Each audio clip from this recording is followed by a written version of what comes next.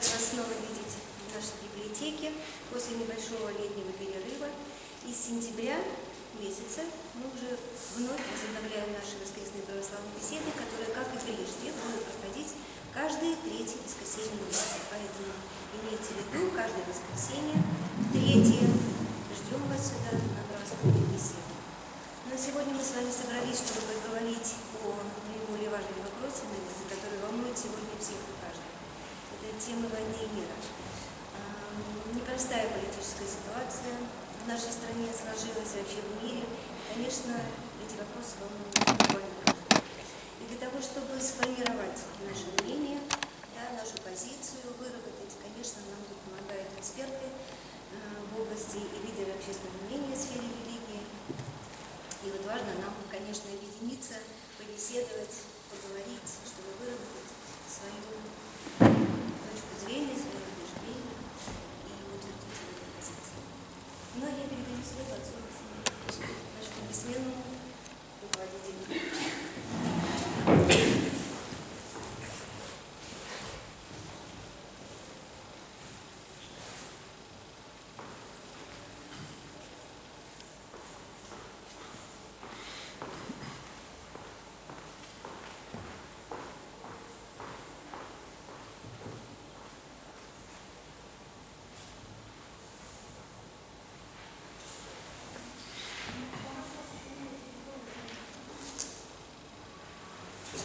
Я предлагаю начать нашу беседу минутой молчания, выражать уважение всем служащим, воюющим, погибшим.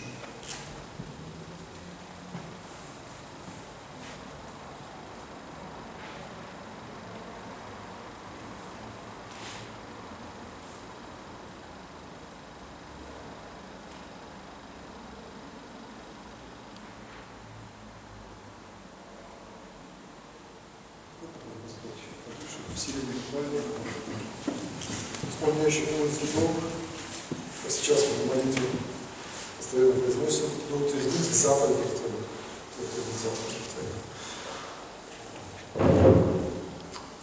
Как-то на днях в храме перед службой, подходя к иконе воина Евгения Родионова, еще не прославленного в лике святых, как известно, очень почитаемого, член нашей партии. Ну, по привычке я, конечно, молюсь, прошу его помочь нашим воинам, солдатам. И тоже мне приходит мысль, что да, воинское служение – это, безусловно, очень важно, мы сегодня об этом будем говорить, но все равно для Бога конечная цель – это спасение души. И поэтому надо просить от святых воинов не конкретно даже о победе оружия в первую очередь, а о святости, чтобы через гибель, через раны, через победоносное возвращение, чтобы спаслись, то есть чтобы пришли к познанию. Вот в этом цель. И об этом мы должны молиться прежде всего.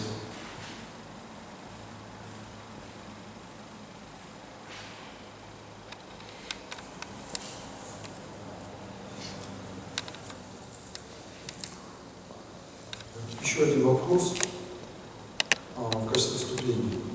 Это вопрос, могу ли лично я рассуждать об этом. Дело в том, что я не служу в армии. И мое глубокое убеждение в том, что защита Отечества, собственно, так и сложилась, она многообразна. Она может, безусловно, состоять и в вооруженной защите, она может состоять и в сфере медицины, педагогики, науки. Тем более сегодня войны, они издвигаются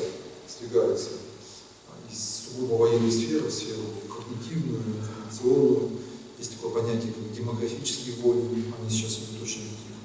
И уверяю вас, за неделю-две в нашей войне от одних только абортов количественно погибает не меньше человек, чем за полгода спецоперации. Это сохраните масштаб.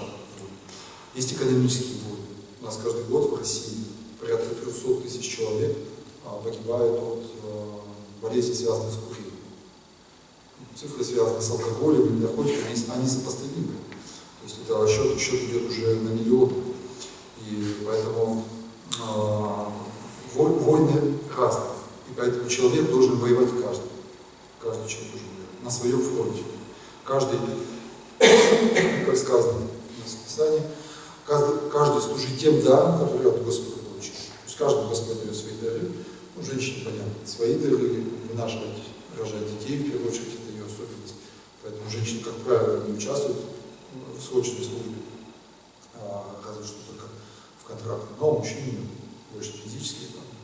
Так вот, вопрос в чем? Могу ли я рассуждать? Думаю, что да. Почему? Потому что мы рассуждаем духовно.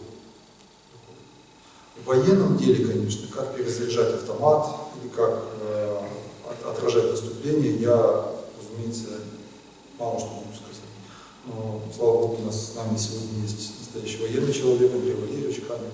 В конце ему будет дано слово, и он тоже покажет, что, побывав на полях сражений, он сейчас вместе с владыкой на словесном фронте воюет, за душу людей. То есть мы рассуждаем духовно. Вот, кто рассуждает духовно, как говорили святые отцы, он господин всему миру. Потому что кто любит небесное больше земного, он господин всему миру. В отличие от того, кто любит земное больше небесное. Пример — это апостол Павел. Он не имел жены никогда, был девственником, но он писал великолепные слова о семье, которые никто пока у нас из апостольских посланий не произошел. И эти слова мы читаем на таинстве брака. То есть человек, не знающий о семье, он даже может больше о ней сказать, не знающий о семье. Почему? Потому что он говорит от Бога. Поэтому он может говорить беспристрастно истину Божью.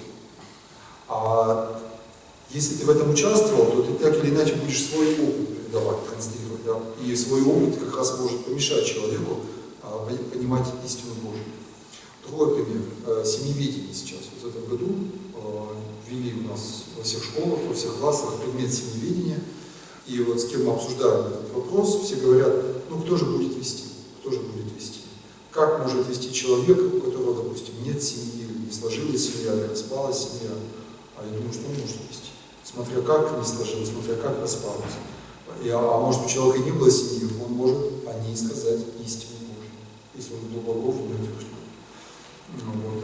Апостол Павел, кстати, писал о воинском служении, да, о том, что начальник не напрасно носит меч. И апостол Петр призывал молиться за царя и царя чтить. Это первое, в качестве вступления. То есть мы рассуждаем не от себя, мы не свое мнение выражаем, а мы стремимся к тому, чтобы наше мнение, нося индивидуальные особенности, оно все-таки было созвучно мнению Божьему. Потому что Божье мнение — это истина, абсолютно истина. Цель нашего собрания с вами — приблизиться к пониманию Божьему. А мы от него сегодня очень далеки. В этом я убеждаюсь здесь за нем, почему мы и тему взяли. Горячий спор, в том числе с верующими людьми, с христианами, которые выступают против всяческой войны. Ну, я уже не говорю про конкретную войну, а вообще против всяческой идеологии пацифизма. Вы знаете, что один из ее адептов был, например, Лев Толстой, который так и умер в отлучении церкви. Так и не смог преодолеть свои заблуждения. Это не единственное, у него были другие заблуждения. Он так и умер. И вот в качестве примера, поскольку церковь живет по календарю чтения, сегодня читается притча о званых на брачный пир, Евангелие от Матфея, 22 глава. Там рассказывается то, как царь зовет на брак своего сына, людей, и званые гости не приходят, почетные, уважаемые гости не приходят. Один идет на торговлю, другой идет на поле, третий, если читать параллельное место, говорит, что я вот женился, купил волов, не могу прийти.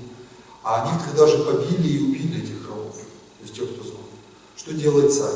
Вот я зачитаю только один стих из этой притчи, 7 стих, 22 глава Евангелия от Матфея. «Услышав о сем, царь разгневался и, послав войска свои, истребил убийц полных и сжег город их». Ну, дальше продолжается история, как он зовет потом бедных, хромых, увечных, слепых, потом изгоняет того, кто пошел в небрачную одежду. Но для нас сегодня с вами вот это, что царь разгневался, послал войска свои, истребил убийц полных и сжег город. В этой притче, как известно, под царем подразумевается Вседержитель Господь Бог. То есть Он устраивает брачный пир своему Сыну, Иисусу Христу. Наша душа, как невеста, как жена, вступает в брак с Богом через Христа, через жениха. И Господь зовет нас во Христе вот такой кроткой, смиренной любовью. Он зовет нас на застолье, Он зовет нас на пир, Он зовет нас на праздник. Но мы по своей лени, по своему сластолюбию, по своей суете, мы отказываемся от этого. И больше того, озлобляемся. Да, мы начинаем воевать против Бога, мы начинаем разрушать храмы, как это было много раз, в том числе, к сожалению, в нашей истории. Вот. И тогда любовь Божья от кротости переходит на гнев. А гнев – это тоже проявление любви. Проявление любви. Почему? Потому что любовь – это не просто наслаждение, как мы привыкли сегодня понимать. Любовь – это требовательность, это определенная цель, это соединение. То есть у Бога есть определенная цель. Он создатель. Он создал мир, Он дал жизнь, и Он ежеминутно, ежесекундно дает жизнь, поддерживает жизнь. Он дает душу в момент зачатия, от душ родителей рождается новая душа. И Он ведет этот мир к своей цели.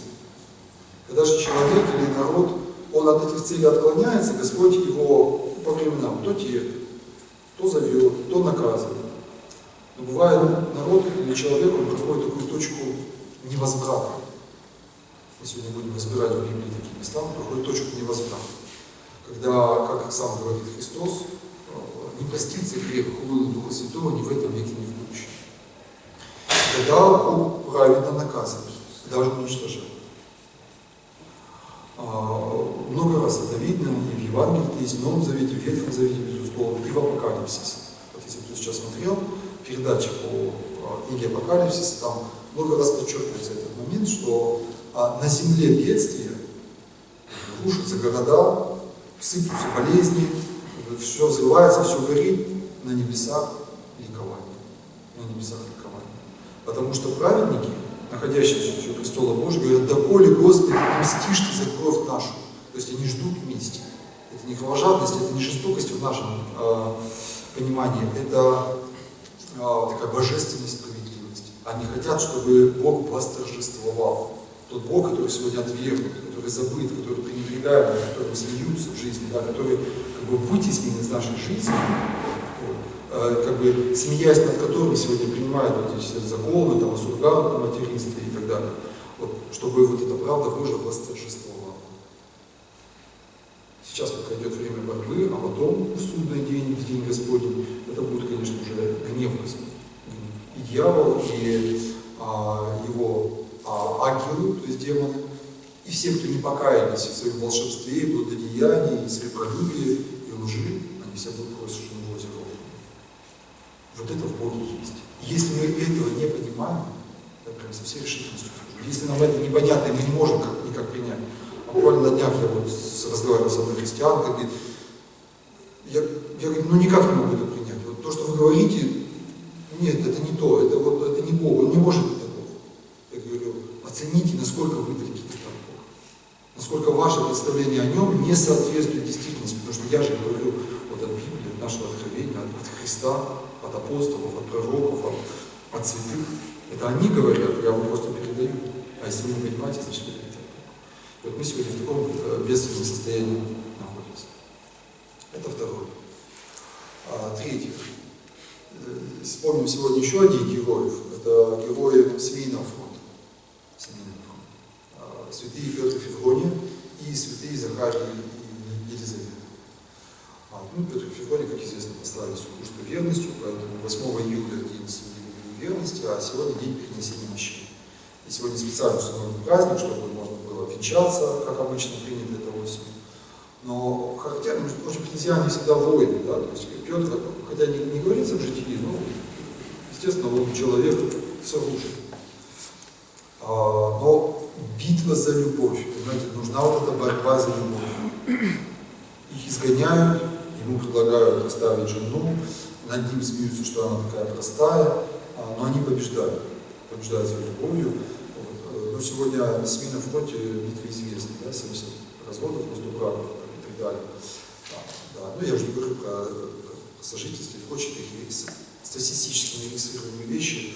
Поэтому нам такие вот герои очень нужны, такие как Захарий и Елизавета, которые, не имея ребенка, они показывают, что, собственно, цель семьи-то и не в этом состоит. цель семьи в любви, которая ведет к Богу. А дети – это плод этой любви. Бог дает детей. И Он дает сообразно своей воле. Он может не дать детей. Он может дать быстрых детей. Он может дать их не быстро. Он может дать их много. Как иногда вот приходят и говорят, ну что делать? Ну, четвертый уже, ну сил уже нет, денег нет, времени нет. Ну вот вам Бог дает. Ну, это ваше служение. Несите, рожайте, и пятого еще. И слава Богу. Бывает дает одного. Бывает это один поздний, да, после 40, после 50, да. И в этом промысел Божий. И вот промысел Божий в данном случае был в том, что этот ребенок должен быть один, и он должен быть поздний. Потому что это будет пророк. Это будет пророк, который будет людям возвещать дела Божьи.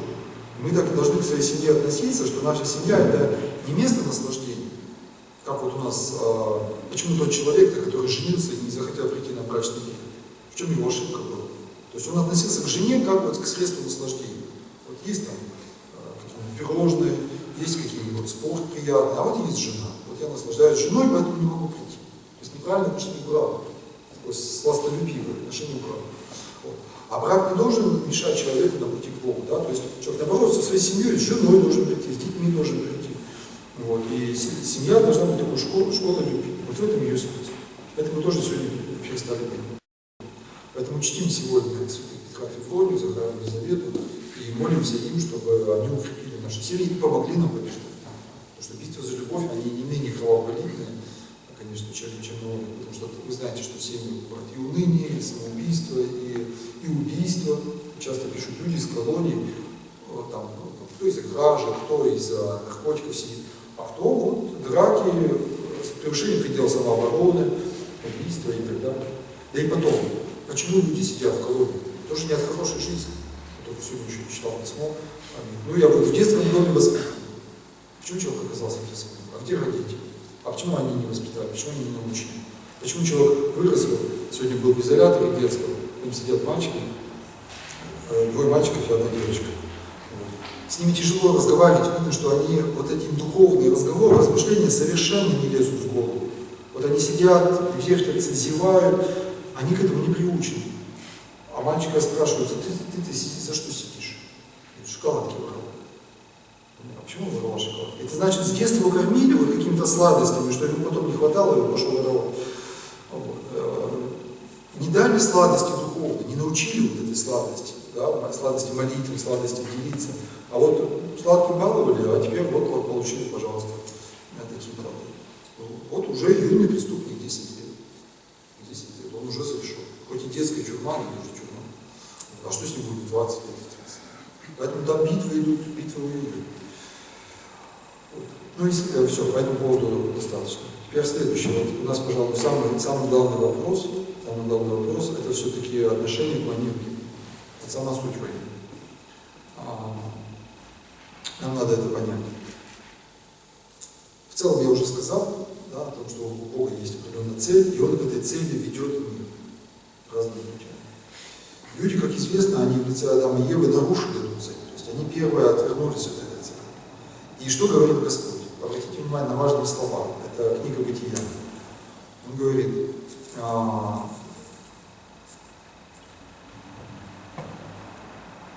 вражду положу, это дьявол говорит, между тобою и между женою, и между семьями твоими, и между семьями ее.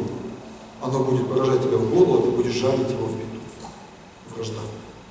То есть вражда в определенном, конечно, смысле, она заповедана Богом. Понимаете, она установлена Богом. Это вражда против зла. Это вражда против зла. Это, пожалуй, будет ключевая мысль в нашей беседе, мы ее должны запомнить, и мы еще в конце вернемся. Человек должен воевать против зла. Что такое зло? Зло – это не бытие. Это пустота, это стояние, это мрак, это отсутствие. И вот человек, он должен себя подвигать. Жизнь в Боге – это не молчание. Жизнь в Боге – это слово, жизнь в Боге – это огонь, жизнь в Боге – это постоянное совершенствование. Когда человек от этого отказывается, говорит, ну ничего, я так вот сам поживу. Да? Он, по сути дела, входит в грех, то есть он входит вот в эту область небытия. И да, возникает вот эта вот вражда. Мы должны враждовать против зла, мы должны воевать против него. И потом апостол скажет, уже говорите, что наша брань не крови и плоти, но началом ко властям миродержителям тьмы века сего, духом злого небесного. То есть мы должны воевать против страстей, против бесов, против дьявола и против себя. Человек должен воевать против себя. Любой, конечно, современный психолог сейчас, наверное, выключит нашу трансляцию и скажет: ой, это не наше. Потому что современная психология, она как раз, она родилась из аскетики, но она очень далеко от него дошла. Вот. И она как раз проповедует вот этот вот мир, со всеми мир, везде кругом мир, всеобщее прощение, всеобщее принятие. По сути дела, безразличие. Если всеобщее принятие, это значит же безразличие, это значит никакой истины нет, значит все надо принять, и фашизм, и гомосексуализм, и воровство, и убийство, все это вот надо принять. Вот что такое всеобщее принятие. Да? У Бога не так. У Бога не так. И вот прочитаем несколько мест из Ветхого Завета. Ну, во-первых, это, конечно, убийство Авеля Каина. Подробнее мы это рассмотрим потом на трудах святителя Николая Сербского. И битвы, которые ведет еврейский народ. Еврейский народ богоизбранный народ от Авраама. Бог его ведет к своей цели, цель, естественно, это его рождение Спасителя. И Моисей сказал Иисусу, это книга Исход, 17 глава: «Выбери нам мужей сильных и пойди сразись с амаликитянами. Завтра я стану на вершине холма, и жезл Божий будет в руке моей». То есть я делаю это не от себя, а от Бога. И сделал Иисус, как сказал ему Моисей, и пошел сразиться с амаликитянами. А Моисей и Аарон и Ор взошли на вершину холма. И когда Моисей поднимал руки свои, то есть молился, одолевал Израиль. А когда опускал руки свои, одолевал Амалик. Так, немножко пропустим. Значит, не изложил Иисус Амалика, и народ его острием меча. То есть это была Божья воля. И сказал Господь Моисею: напиши сие для памяти в книгу и внуши Иисусу. Не путайте с Иисусом Христом, конечно, Иисус не видите. Внуши Иисусу, что я совершенно изглажу память амаликитян из-под небес. И устроил Моисей жертвы Господу, и нарек ему имя Иегова Нисси, то есть Господь знамя мое. Ибо сказал ему рука на престоле Господа: брать у Господа против Амалика из рода в род. Понимаете, то есть Бог враждует против зла. Бог сам ведет эту войну против зла, против нарушения своей воли. Ну, конечно, у него терпение огромное. И мы вспоминаем, например, о том, что вот после убийства Захарии, да, и после распятия Христа и вознесения его на небо, Иерусалим, например, постоял еще 40 лет. Вот эти слова о том, что царь послал свои войска и убийц, значит, убил и храм их сожжен, они же относятся не только в целом вот, к душе нашей, они относятся конкретно к еврейскому народу, к Иерусалиму. Это Иерусалим не давал Господу вот, своих плодов должных. Ну, были, конечно, праведники, но их было очень мало. И он отверг Христа. И Господь еще 40 лет дал для покаяния, потому что многие потом, не знаю, уверовали, были христиане, а потом ведь Иерусалим был разрушен полностью до основания. Причем римскими войсками, языческими, которые не чтили Бога единого. Но Господь использовал вот эту языческую силу для достижения своих целей, для наказания непокорных иудеев. То есть Бог может использовать человеческие силы, человеческие решения для наказания. Мне вспоминается одна проповедь, она была широко распространена в интернете. Но я надеюсь, что она не поддельная, конечно, я достоверность не проверял, но написано было очень хорошо. Это был епископ, по-моему, Мелитопольский. Сегодня, кстати, я не погружаюсь в политические тонкости, как вы понимаете, мы не обсуждаем конкретную войну, конкретную спецоперацию, мы говорим в целом о войне как таковой. Но тем не менее, проповедь была очень характерна. В первые дни как раз спецоперации она была. Он говорит: а как вы думали, сограждане, да, вот украинцы, а как вы думали, что это будет продолжаться бесконечно? Тот грех, в котором мы живем, вот этот блуд и разврат, он будет продолжаться бесконечно. Что гей-парады будут ходить по святой земле Пресвятой Богородицы и Киево-Печерских угодников, и Бог будет на это спокойно смотреть. Поэтому он говорит: не удивляйтесь, что Бог высыпался на нас, что мы под бомбежкой, не удивляйтесь. Это гнев Божий. Вот такая была сильная проповедь, она очень распространилась, потому что мне от нескольких адресатов приходила. И люди потом сказать, ты читал, ты видел, ты слышал. То есть есть понимание, что вот гнев Божий через вот такие события он происходит. Да, за Кипром. За то, что когда вот, это уже не просто частный грех, а когда это совершение государства происходит. И Богу слава, что у нас этого нет, и это не допускается. Потому что, как Иоанн Златоуст говорил в одном из сказаний касательно войны, вот, что начальники народные, ну, то есть власти имущие, строго наказывая грех, то есть сдерживая грех, они сдерживают войну. То есть не будет греха в обществе, ну хотя бы не будет ему дано вот такой дороги, сребролюбию, например, разврату, значит и войне не будет греха, потому что источник войны это грех. Это грех копится. Еще два момента, я о них рассказывал в тот понедельник на экономическом кружке, это сребролюбие. Вот. Но я с уважением отношусь, как и всякий христианин, к каждому народу, и понимаю, что в каждом народе, в том числе и в нашем русском, куча грехов, и сребролюбие тоже сегодня, к сожалению, это наша язва, которая нас тоже может привести к очень тяжким последствиям. Но то, что я, по крайней мере, видел, слышал на земле малороссийской в отношении любви к деньгам, я уже не буду в пример конкретно вдаваться, потому что об этом уже рассказывал. Но я думаю, что все имеют представление, о чем речь идет. То есть не можете служить Богу и мамоне. И это я сейчас говорю не для того, чтобы кого-то упрекнуть или возвыситься, чтобы нас упрекнуть. Потому что если мы сейчас не повернем нашу жизнь, нашу экономику от этого сребролюбия, которое сегодня правит вам, я помню хорошо лица врачей, когда мы обсуждали вопрос создания памятника нерожденным детям, или хотя бы просто детям, или хотя бы просто семье возле женской консультации. Ну, с понятной целью, да, остановить людей от прерывания беременности. Но лица врачей, которые тогда были на обсуждении, я очень хорошо.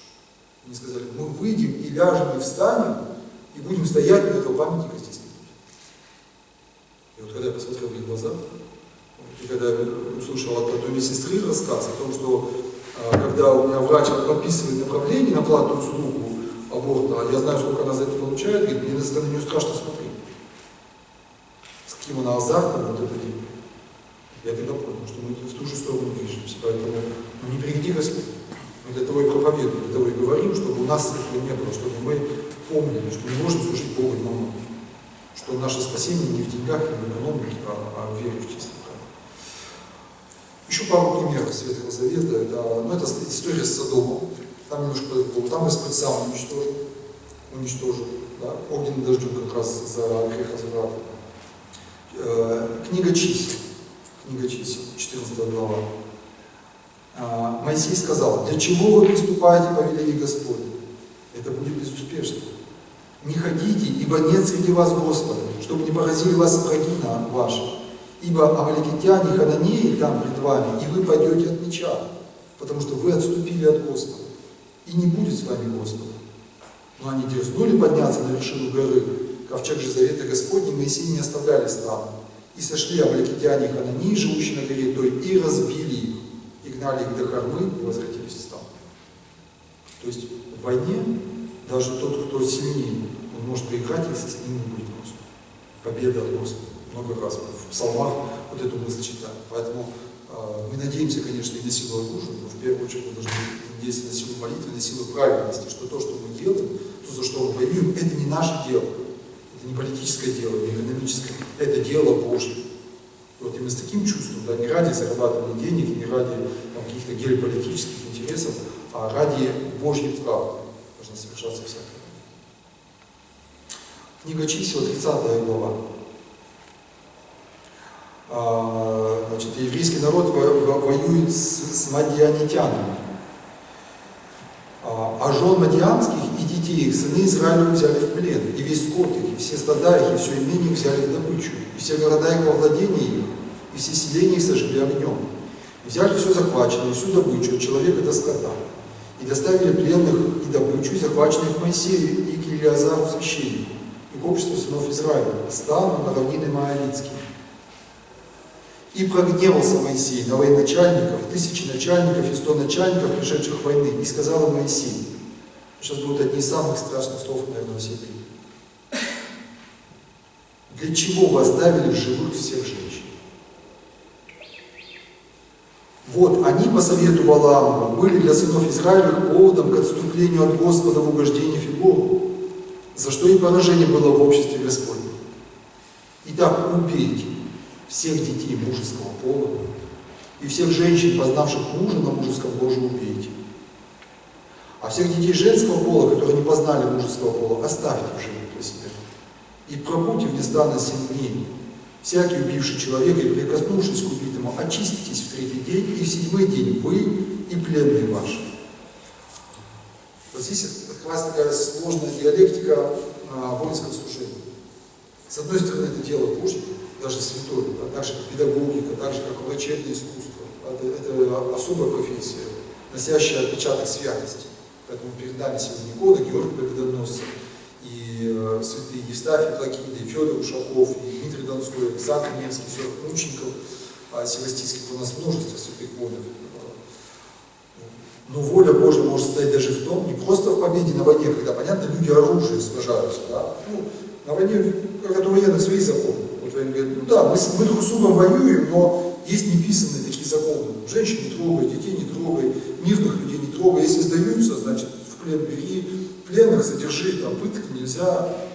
Это принято. Поэтому, кстати, мы и огорчаемся, да, что противоположная сторона сейчас это все нарушает. Но смотрите, какая воля Божья через пророка. Зачем вы оставили в живых? То есть, видимо, таково было развращение нравственное, духовное того народа, что женщины, жены и дети мужского пола, они уже были носителями вот этого развращения. И они были соблазном и погибелью для народа израильского. Их надо было уничтожить. Настолько суров, настолько требовательный Господь. Не будем доводить его до такой суровости, чтобы он не применял его к нам, мы будем лучше по кротости его бояться и слушать. Ну и последняя цитата из Ветхого Завета. Это книга Чисел, 33 глава.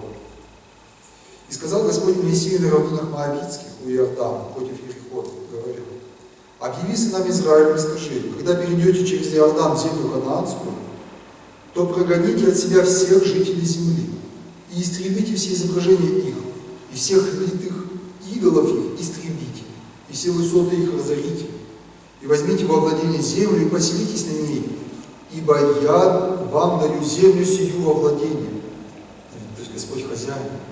Он владеет землей, Он владеет жизнью, Он дает душу, и Он дает землю, и Он решает, кто где будет жить.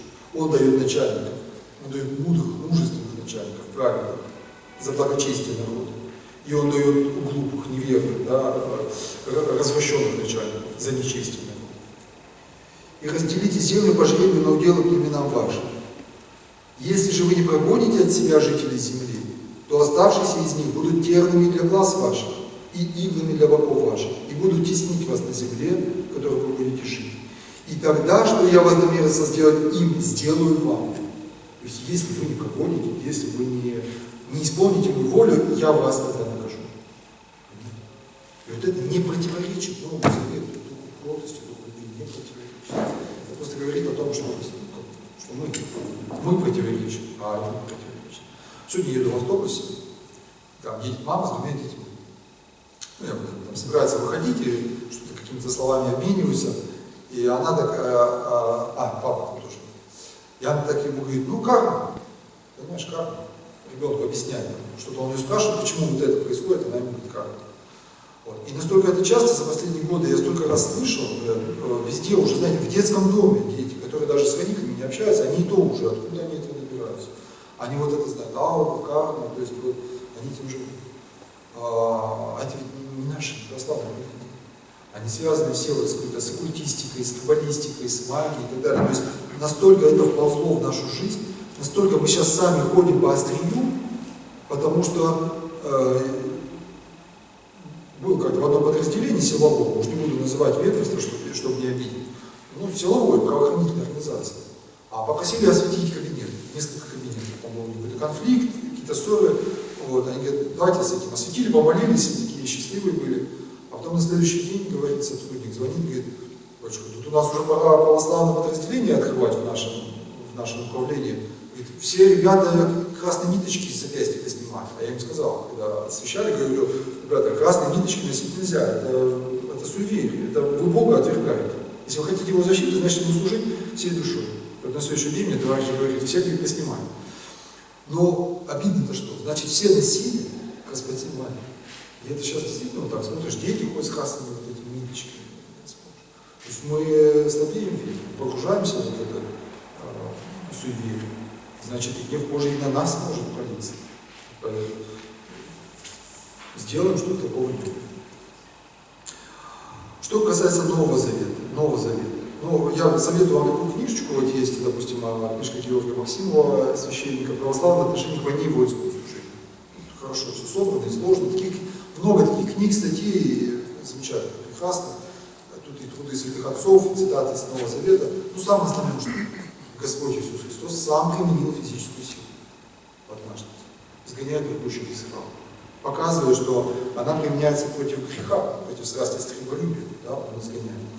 Это первое. Второе. Мы не видим, что он каким-то образом запрещает воинам исполнять воинское служение. Он говорит в личном плане, вот подставь вторую щеку, когда тебя ударили по одной. Но заповедь, что нет больше той любви, когда кто положит душу за друзей своих, она в широком толковании, она относится к воинскому служению. Мы не видим, что он запрещает. Он, наоборот, хвалит и сотник. Он не ругает его за то, что он сотник. Это римский языческий офицер, но он хвалит его веру. Хвалит веру. То есть человек, находясь в воинском служении, воспитал в себе такую веру, которой не было в богоизбранном народе. Другой сотник Корнилий, это уже после Вознесения Господня, сподобляется пришествие апостола Петра, которого Бог Святым Духом направляет к нему, чтобы открыть ему таинство крещения. И сказано, что молитвы твои и милостыни воспомянуты перед Богом. И он принимает святое крещение. То есть не помешало, воинское служение не помешало быть благочестивым, милосердным и молящимся человеком. Ян Предтеча. Я даже представляю вот эту картину, как это было. То есть, когда он стал проповедовать о Царстве Божьем, которое приблизилось, вот к нему стали приходить и разные люди. Мытари пришли. Что нам делать? Потому что профессия мытаря была такая вот, очень свободолюбивая. Что нам делать? Он не говорит, не делайте вот это, не собирайте налогов. Он такого не говорит. Он говорит, не берите ничего сверхположенного вам. То есть исполняйте строго вот своих границах. Приходили фарисеи, книжники и пришли вот. Вот я же представляю, это был вот их страх, благоговение, то есть это были люди законопослушные, боящиеся Бога. И вот они, услышав о том, что Царство Небесное приблизилось, они спросили, а нам что делать? То есть как бы с вопросом, а нам, мы же убийцы, по сути дела, такие профессиональные, ну любой солдат, там, спецназ, все мы же профессиональные убийцы. Ну, защитник, да. Только его убийство, оно с целью защиты, как правильно хотим поговорить. Вот. Нам-то что делать? И он не говорит, что откажитесь от вашего служения. Между прочим, в церкви есть каноническая норма, что отлучаются от причастия те, которые оставили оружие в мирное время. То есть, если человек, вот военный, оставит оружие в мирное время, ну, по каким-то вот ложным причинам, он отлучается от причастия. Это, правда, норма каноническая, она была принята в рамках поместного собора, но она была принята, сейчас даже скажу.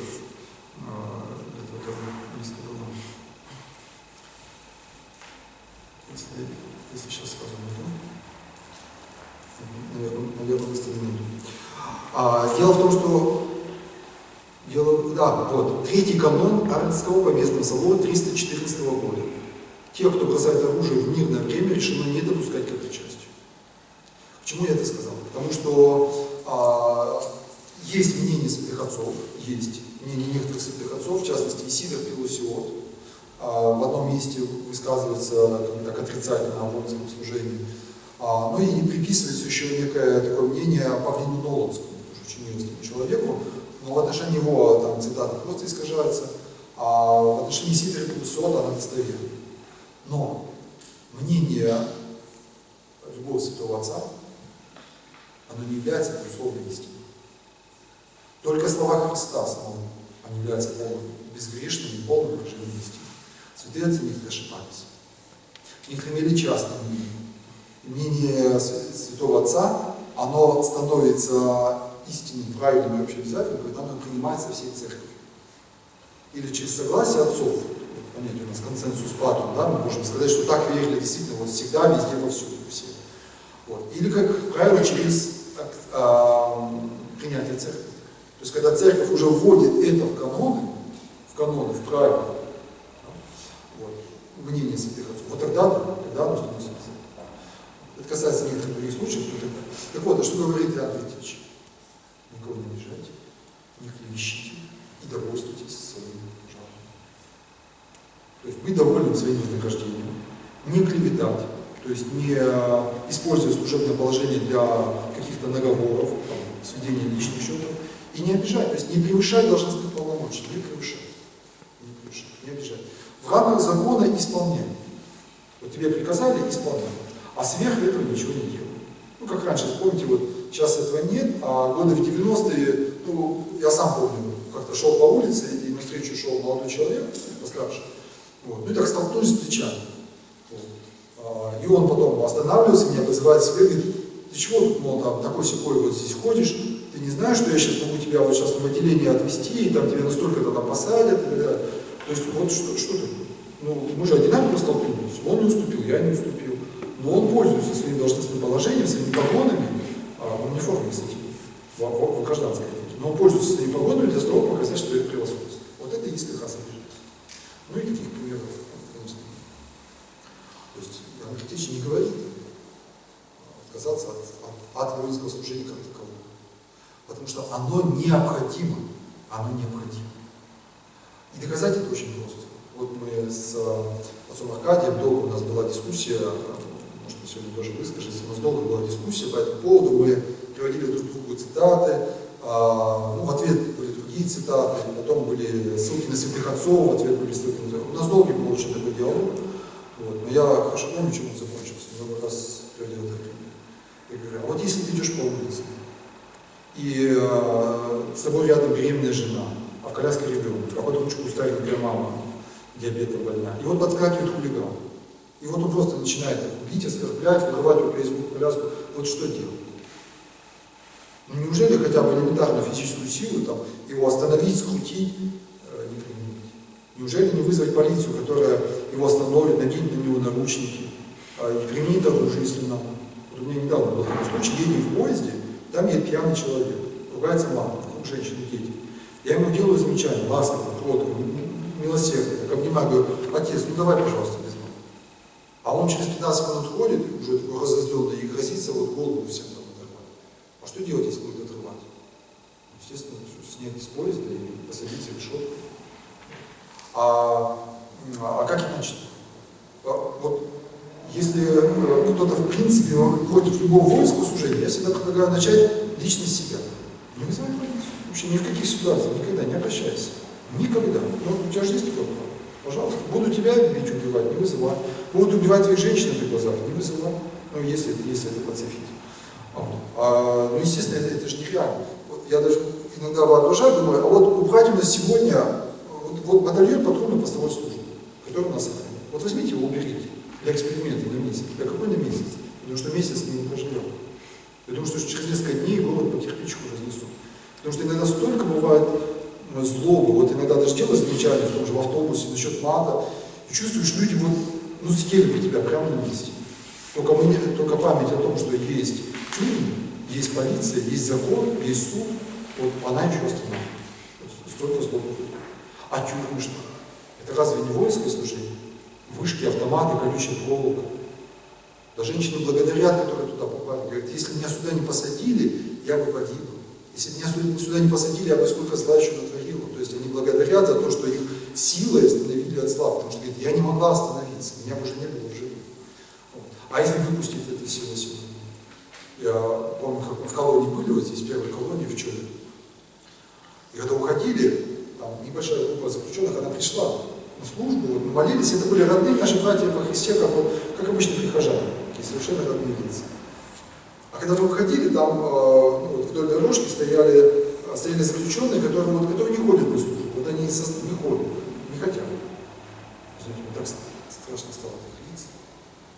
Там не злоба была, но там такая была, как это правильно сказать, и не презрение, даже, знаете, а вот какая-то опустошенность. Я одну мысль запомнил с этого взгляда, сколько сюда надо людей. Вот чтобы этих людей вдохновить хотя бы на простую правильную жизнь, я уже не говорю там святую, а просто хотя бы не красть, не убивать, не насиловать вот этих людей. Такая бездна нужна любви. Я сегодня, кстати, глядя на детей, я тоже об этом подумал. Потому что я чувствую, как слабо у них души отзываются вот, на Божье Слово. Не всегда, кстати, бывают там хорошие дети, одаренные, которые прямо принимают. А сегодня, просто так. Господи, сколько с ними надо работать, сколько их там надо там, обнимать, целовать, воспитывать, учить. И возможно ли это сейчас, если, может, уже не получится. Может, уже не получится. Ну, в основах социальной концепции, естественно, все это зафиксировано, мы не раз разбирали, уже подробно не будем рассматривать. И вот сейчас я перейду с книги святителя Николая Сербского, которая стала сегодня поводом для этой беседы. Это книга «Война и мир». Я недавно прочитала, она меня вдохновила сегодня объявить эту тему. А я, поскольку служу в воинском храме, в нашей воинской части, то вот все 3 года мне пришлось эти вопросы с особенным вниманием разбирать. Являюсь еще членом общественного совета при МВД, поэтому с людьми служивыми постоянно приходится встречаться. Я рекомендую всем эту книгу для прочтения. Она небольшая. Она есть в интернете, в свободном доступе. Кстати, недавно стараниями нашего друга Дионисия Арсузьяна в интернете появилась в свободном доступе еще одна книга. Книга протопресвитера армии и флота Георгия Шевельского «Опыт собеседования гарнизонного духовенства». Могу ошибиться в названии. Это вот опыт собеседования гарнизонного духовенства, по-моему, там с солдатами, что-то. На сайте Азбука. Она сейчас немножко еще редактируется, там есть кое-какие грамматические недочеты, дорабатываются, но она уже доступна. Я ее пролистал тоже, она очень подробно, глубоко изъясняет божественное библейское учение о воинском служении. Святитель Николай Сербский, он емко излагает разные аспекты войны. Я вот пробегусь только по выводам. У него в конце каждого параграфа есть несколько выводов прямо под цифры. Первоисточник всех войн, понимаете, да? Первое. Существует неумолимый закон греха. Второе. Война человека против человека есть следствие войны человека против Бога. То есть люди воюют против Бога, и поэтому воюют друг с другом. Примиритесь с Богом, не будет Бога. Войну родителей против Бога продолжают дети, восставая один на другого. Милость Творца смягчает закон греха, и этим делает возможным продолжение жизни человеческого языка. Последующий параграф. Воюющие ради грабежа могут сначала по Божьему попечению побеждать. Но военная удача грабителей и насильников бывает не вследствие их силы, а из-за греховности народа, на который они напали. Праведники Божьи, как Авраам и Моисей, защищая подвергнувшихся нападению более слабых, одолевают врага, имея единым знанием своим Богом. Следующий вывод. Наряду с прелюбодеянием телесным следует и прелюбодеяние духовное, то есть отпадение от истинного Бога, отрицание Бога, поклонение ложным богам. И то, и другое прелюбодеяние приносит на войне несчастье. Ну, мы об этом уже сегодня с вами сказали, да? Что это половая свобода, которая началась, ну так, широко началась в 20 веке и захватила наши страны, нашу историю, наши славянские народы. Вот. Она имеет 2 проявления. Первое – это прелюбодеяние телесное, ну, то есть сожительство, свободный развод, там, бесчисленные повторные браки, без всяких ограничений, измены и прочее. Блуд, просто то есть связь неженатых людей. Вот. И она приводит к прелюбодеянию духовному. То есть за одним следует другой, когда люди начинают поклоняться идолам. Мне очень запомнили слова одного парня, дагестанца. Ему было лет 13 или 14. Я сегодня нашим ребятам, солдатам в воинской части об этом сказал. Это пример. Парнишка шел по улице в кругу своих товарищей и ругался вслух тихо. Я ему сделал замечание.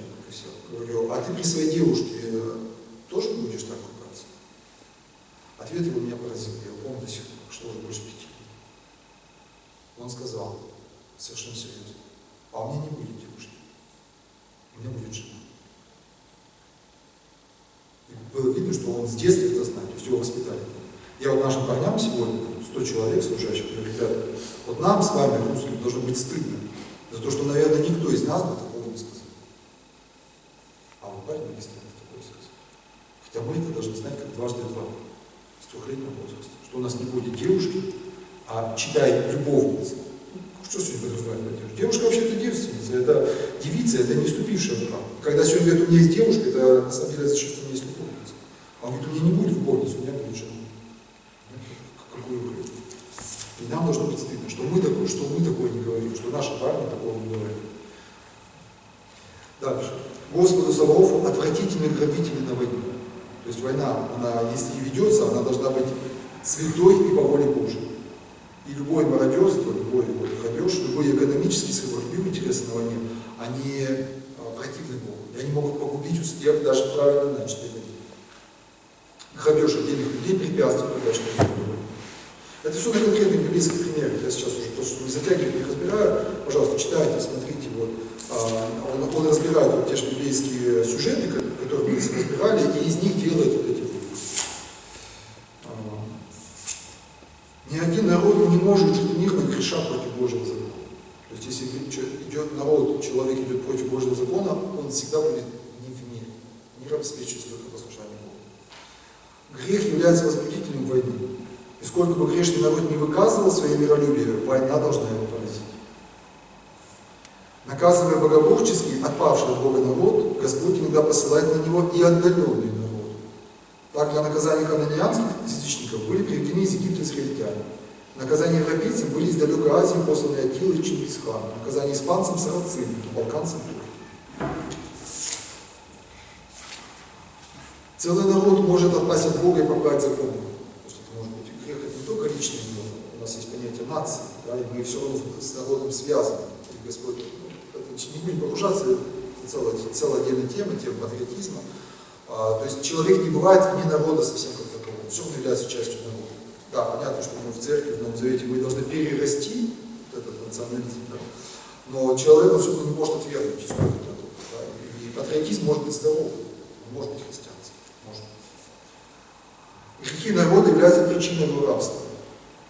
Живая и осмысленная связь между причиной и следствием в судьбах народов или живой и мыслящий связующий и сам Творец и мысли. То есть Бог соединяет людей по-настоящему. Какие-то земные только отношения, но причина находится в руках людей, а следствие в руках Бога. То есть поэтому иногда бывает, делаешь одно, а последствия могут быть непредсказуемы, потому что Господь управляет. Важными факторами освобождения порабощенного народа являются покаяние и милость Божья. То есть, как с нашим выводом, монголо-татарское нашествие, захват народа, длительное рабство, но в конце XIV века приходит покаяние, приходит такое духовное возрождение, связанное с именами Дмитрия Донского, Стефана Пермского, Алексея Московского митрополита, Сергия Радонежского. И тогда Господь освобождает народ, в том числе через военную победу. Ну, естественно, фундамент, база, стержень, это духовное возрождение, это покаяние. Это решимость жить по тем заповедям, которые люди приняли с крещением князя Владимира. Грехи начальников народа являются причиной войны и поражения. То есть любой начальник, любой правитель, ему дано больше, его ответственность больше. То есть люди все в неодинаковом положении находятся. Кто-то отвечает только за себя, хотя мы все взаимосвязаны, а кто-то кому дано больше, и грех его сказывается больше. Ради грехов и беззаконий плохих начальников народа страдает и народ, а государство, лишившись самостоятельности и свободы, пропадает. Ради добродетелей достойных начальников Господь дарует народу мир и благоденствие. Ради добродетельных начальников Господь отводит нападающих на народ и ему дарует победу. Если же начальники возгордятся своей силой или мудростью или богатством, что дарует им Бог, и отпадут от Бога, то Господь строго наказывает и начальников, и народ. Быть достойным начальником народа значит быть с единым и живым Богом и во всем слушать его заповедь. Мне тоже немножко это огорчает и настораживает, что мы иногда, восхваляя и превознося того или иного правителя, мы больше обращаем внимание на его как бы политическую волю, на его решение. Но мало обращаем внимание на благочестие. Насколько это христианин, насколько это христианин. А это должно быть в первую очередь. Потому что если он христианин, настоящий, искренний, значит Господь его будет наслаждать, он будет принимать правильное решение. А если он не верующий, мало верующий, будь он хоть 7 в Богу, то он не спасет его. Беззаконный и дурной народ навлекает беду и на себя, и на своих добрых союзников. На войне с народом происходит то же, что и с одними людьми на время. То есть сообщество со злым приносит всем сообществам зло. Праведный Бог всегда и везде является самым верным союзником, идущим за ним и молящимся о нем. Никакая военная сила, на которую рассчитывают безбожные и жадные люди, ни к чему не служит и никак не может. Я, пожалуй, на этой цитате в целом остановлюсь, потому что много еще страниц, я только адресую более внимательному изучению этой книги. Никакая военная сила, на которую рассчитывают безбожные и жадные люди, ни к чему не служит и никак не может помочь. То есть сила военная, она должна сочетаться с силой справедливости. Тогда мы можем. Ну и в завершение, вот только вывод надо озвучить Николая Сербского.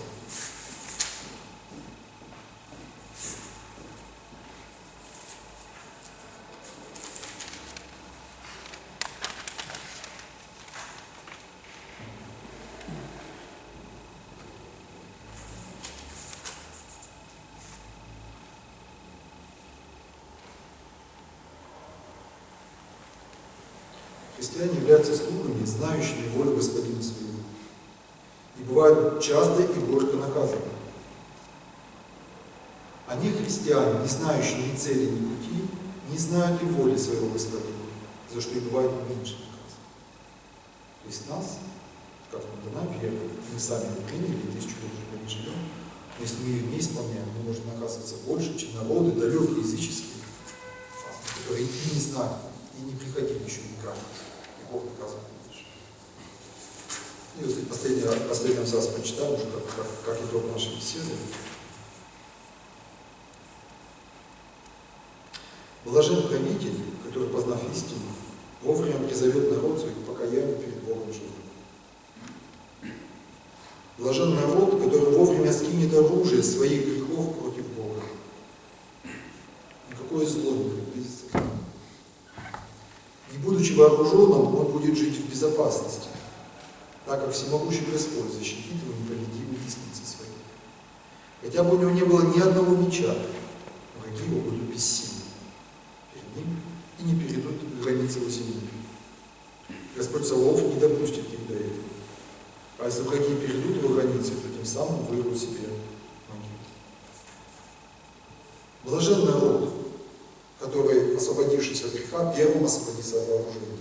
То есть сначала надо освободиться от греха, а потом уже можно говорить о пацифизме, о ненасилии, об непротивлении злу насилию. Сначала а победить грех, можно сказать, можно только войной против самого себя, греха. Такой народ примет великую миссию в мире. Он будет свет всех народов. Господь Бог прославит его удивительной славой и благословит его вовеки. К этому нам надо идти. Мы с вами сегодня собрались, и я приглашаю всех не только поговорить, подумать, да, но и вступить в конкретные дела. Потому что сегодня у нас такое время, когда вера вроде бы у нас есть, но она часто бывает бездеятельной. Когда мы по вере не готовы что-то делать. Я вот несколько дней объявлю еще раз, нам нужны наставники для детского дома. У нас 40 детей там есть, крещенных, но которым нужен индивидуальный наставник, который мог бы его там забирать в течение дня, водить на службу, приглашать себя в гости, учить жизни по вере. Дети ждут, они растут, уходит то время, когда им можно все это вложить. Если сейчас им это не вложить, это будут волчата, выросшие, недолюбленные.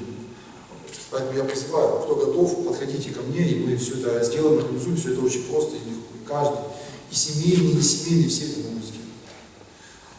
У нас есть экономических уже, мы уже сказали, для того, чтобы воевать против свободолюбия. Каждые 2 недели, по понедельникам, полседьмого собираемся в Звонинском соборе, полседьмого, приходите, пожалуйста.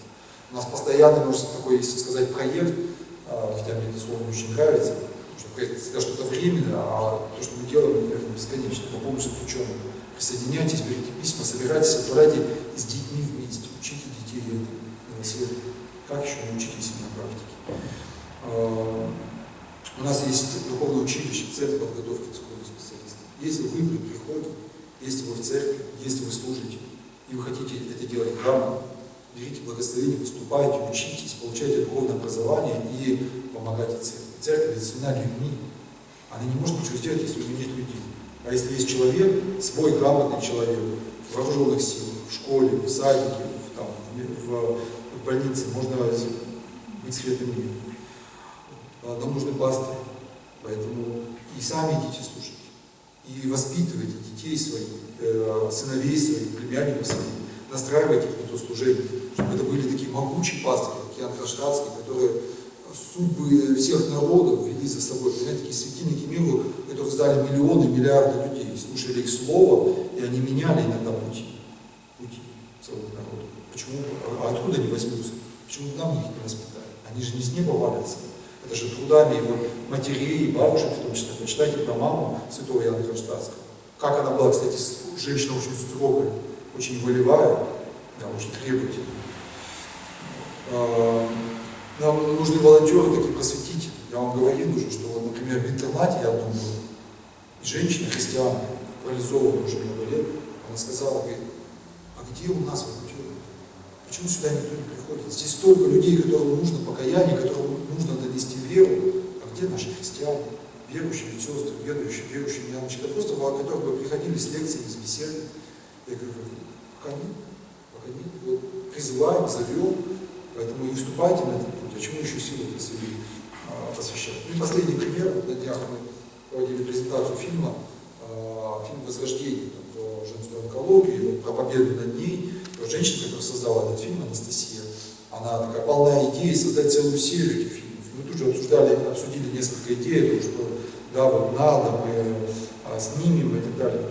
Включайтесь, это все делается руками людей. Там и по копеечке скинуться бывает надо на какие-то материалы, как расходы. И выступить надо, там обычный врач в больнице, он выступил как актер, то есть сыграл кадр. А это же фильмы социальные. Они сегодня, вы знаете, что видео сегодня играют большую роль. И это я только начал перечислять. Список очень большой. Чтобы наша вера была истинной. Потому что вера без дел мертва. Вера без дел мертва. А дела без веры. Ну вот в целом все. В целом все такое основное выступление. Вот, какие-то, может, есть дополнения, вопросы. Сейчас я отвечу на вопросы, потом передам слово Андрею Валерьевичу.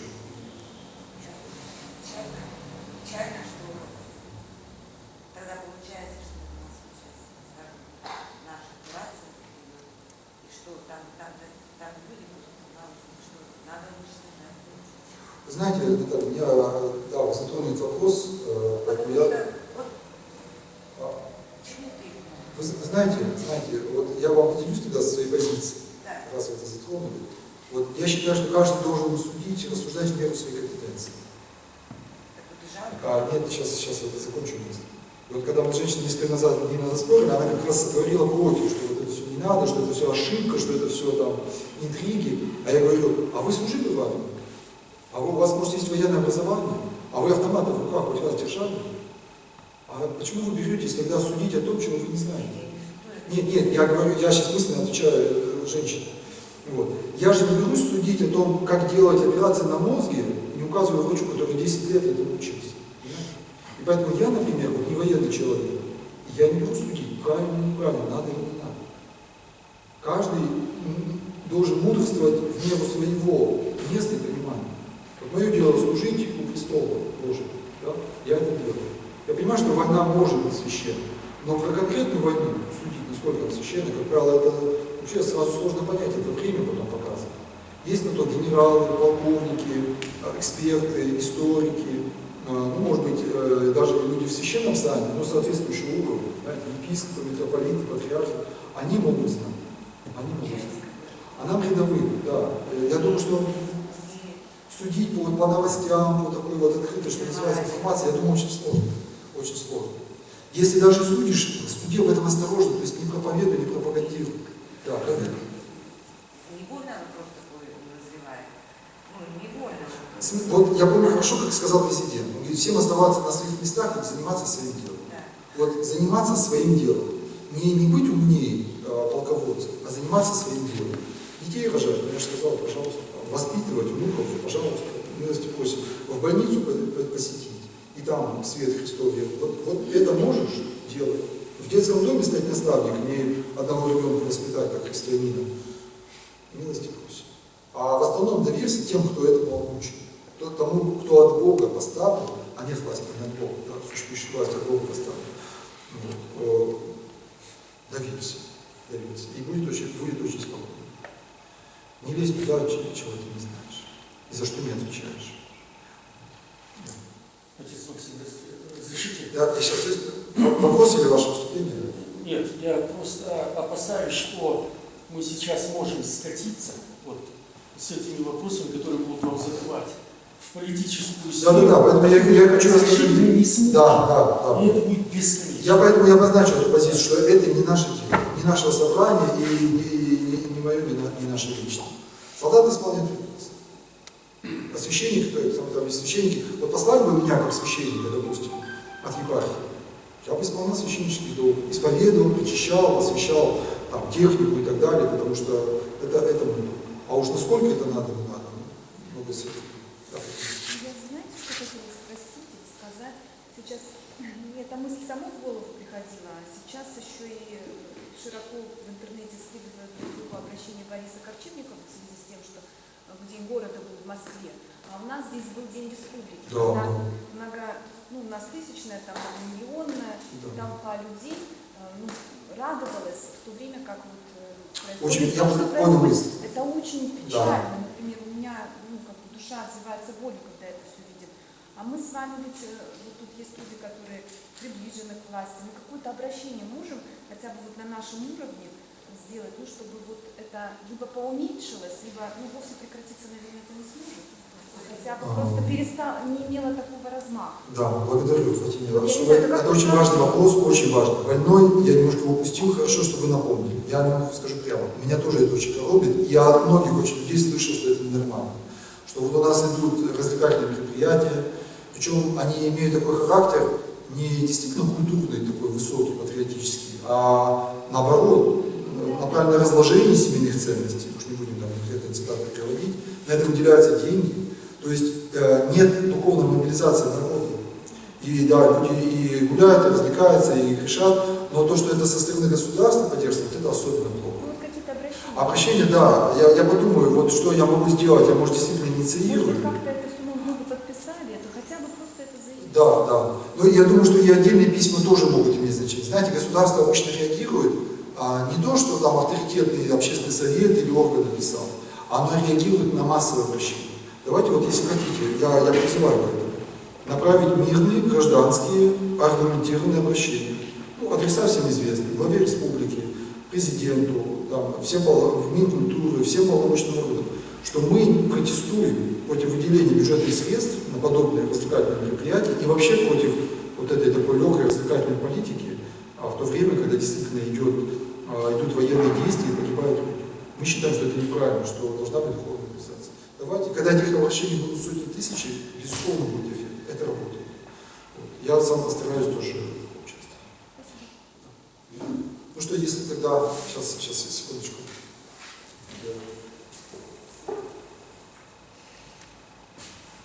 Я сейчас передаю слово Андрею Валерьевичу, он выступит в дополнение, и потом еще, потому что у нас будет дискуссия. Дорогой отец Максим, уважаемые братья и сестры, вот чтобы не скатываться ни в какие политические дискуссии, там еще чего-то, просто скажу вам, отец Максим, вот на себе, например, на своем опыте. Я начинал службу в учебном разведбате. Продолжал ее на учебном центре, который готовил афганскую спецкоманду.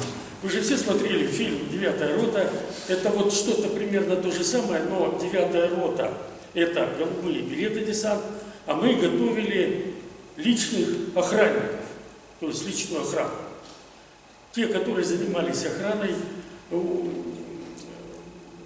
наших специалистов, наших кто в это время находился в Афганистане.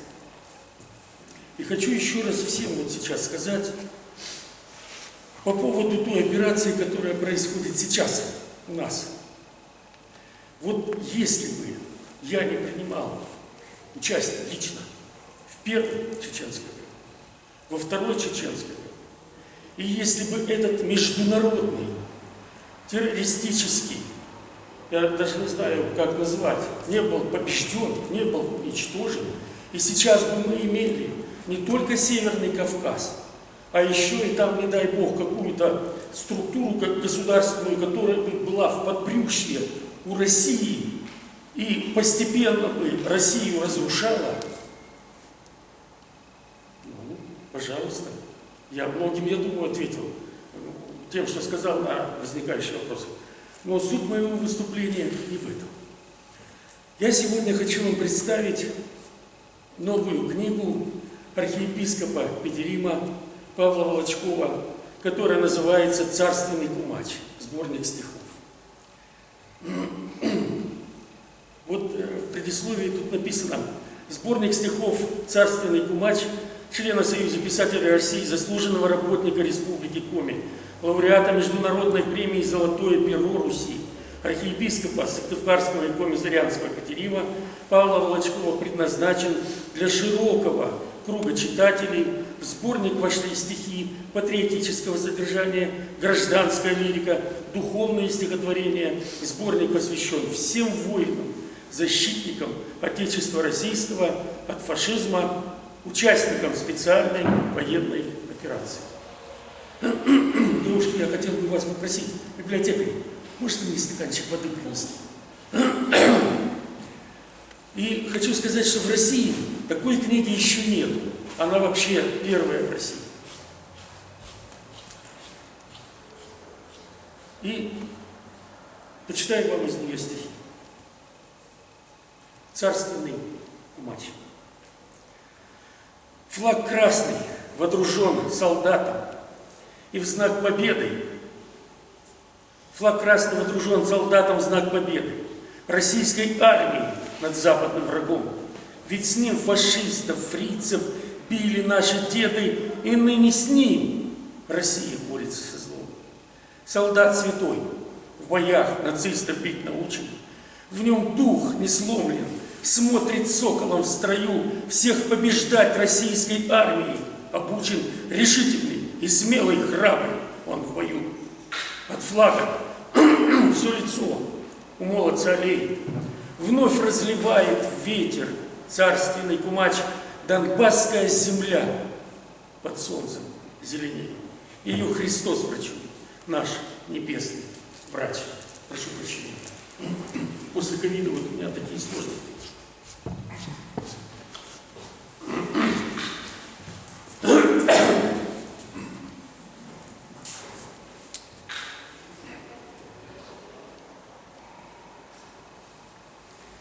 Русские с Господом вечны.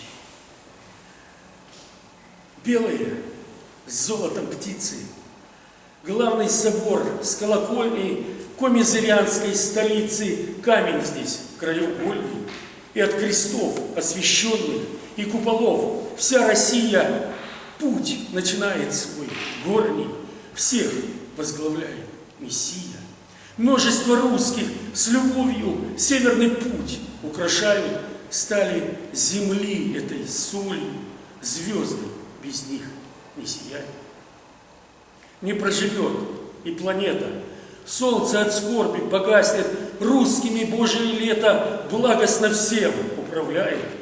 Русские есть и тунгусы, и украинцы, конечно, коми и белорусы, русские с Господом вечно.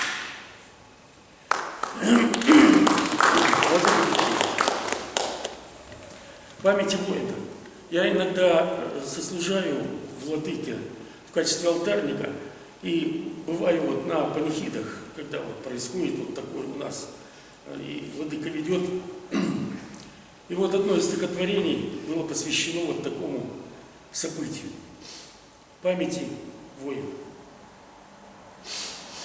В день иконы Божьей Матери он лежит среди свечей, с ним родители и пастыри, ладан в честь его мощей. Солнце светит ярко, благостно, мир он родине принес, им России жизнь подарена, покой его. Христос над землей лебедки, лебеди плачут, воины, тебе, кажется, погиб безвременно. Взял Господь тебя к себе.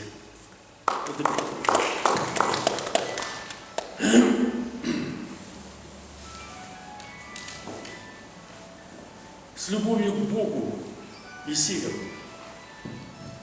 Зима в июне, в Воркуте, весна в печи, а в летке лето в полноте. Есть в Коме горы, Элиса тундра и тайга, озера, реки. Гляжу, дыхание затая, любя навеки мою зырянскую весну, родную Коми.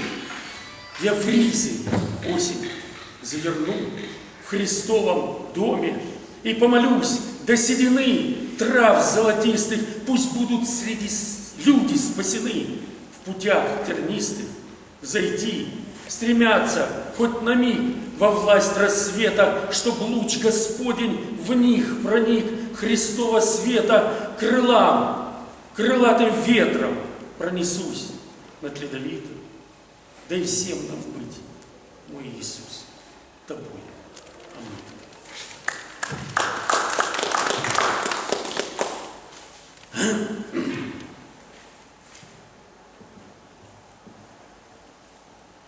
Дождик в сердце. На крыльях до Владивостока я всю Россию пролетел. С Калининграда до Востока мне ангел тихо песню пел. Дождей на небе не бывает, но в сердце все же моросил. Причину Бог лишь только знает, с которым путь я разделил. Над крыльями сияло солнце, блестели ниже облака, был виден ангел мне в оконце, но сердце жалило тоска. Смывает боль душевный дождик, хотя дождей нет в вышине, я пролетел российский домик, и плач окончился во мне.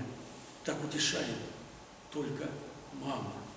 Россия, Родина моя, и греет куполами храмов и манит русскостью меня. Архиепископ Петров. А завершить знакомство с его сборником, скоро он появится, выйдет из печати, он еще как бы только пробный тираж получил владыка вот этим стихотворением. Старушка машет красным флагом. Встречала мать всех сыновей с объятием. Взяв красный флаг победы над врагом, делилась неделимым в прошлом счастьем, оставленным фронтовиком отцом, но взяли флаг бандеровцы, нацисты. Всучили ей с консервами пакет. Не знала мать, что перед ней фашисты. Вдруг видит, топчут флага красный цвет. Зачем вы со святыней так, ребята? С ним до Берлина воины прошли. Так заберите ж свой пакет.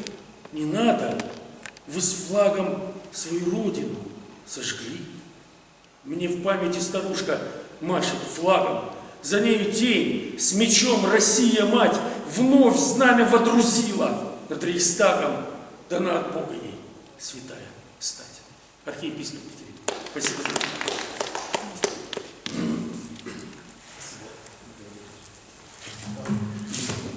Что, пожалуйста, да, можно, да, я выскажусь.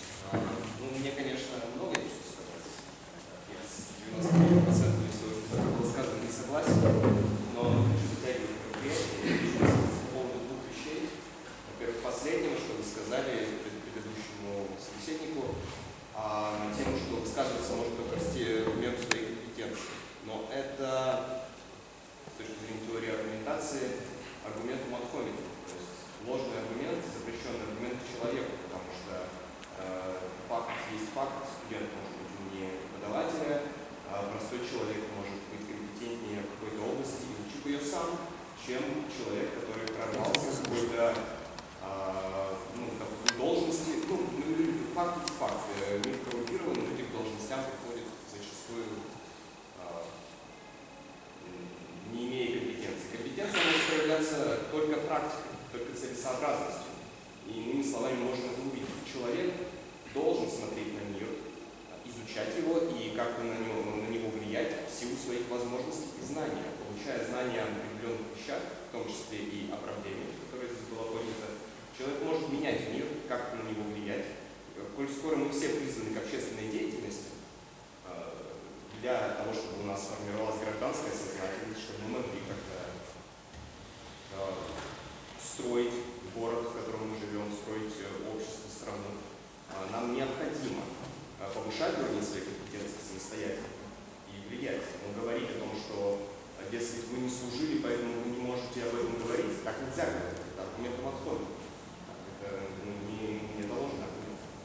И второй пункт – это о том, что распространенный аргумент, что война необходима и неизбежна, поэтому она будет и так далее. Вопрос заключается не в том, необходима или неизбежна война, это бог с ним. Дело в том, что вопрос в том, куда мы берем вектор. И на сегодняшний день, мне так лично кажется, точнее я в этом уверен, что преимущественный вектор современной православной церкви взят на милитаризацию, а вовсе не на нацификацию общества. Никто не говорит, что войны не будет. Война – это можно дойти до общества, которое будет без войны. Точнее, конечно, люди так говорят, но это не факт, что это так будет, может, нет. Но знаете, вот, например, есть грех прелюбодеяния. Он тоже неизбежен. В смысле, люди будут его делать всегда, и до конца времен он будет происходить.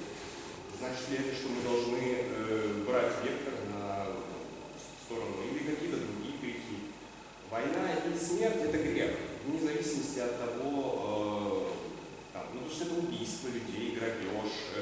Не произошло за всю существование человечества, не произошло еще ни одной войны, в которой бы не было военных преступлений.